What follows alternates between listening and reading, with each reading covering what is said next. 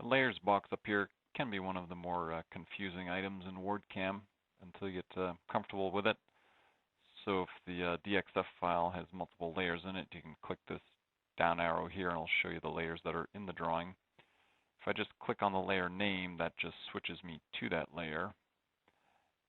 And then the other more important thing here is if you click on the eyeball, it'll hide or show that particular layer. So if you want to hide everything that in this case is on the dim layer, first you click on the eyeball, which will go from dark to being grayed out, and then you click out of that box, and then whatever was on that layer will be hidden. And so if we go back up here and then click on the eyeball next to the TB layer, and that'll gray that out, so now that'll be hidden once I click out of this box here. So then you can see what you're left with for geometry.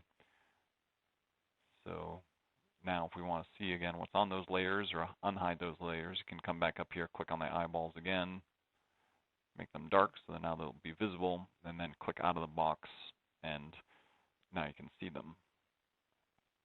Sometimes what will happen is people will hide a layer or multiple layers, and then they might also click on one of those hidden layer names. So you'll see now we've switched to the dim layer, and then they might be trying to do some editing on the file and drawing a line or something like that, and then every time you draw a line it disappears, and that's because that we're trying to draw something onto a layer which is hidden.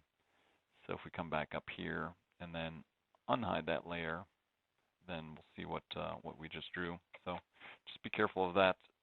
Just want to be aware of whether you're just trying to hide a layer or actually trying to edit something that's on that layer. Just make sure that it's not hidden. So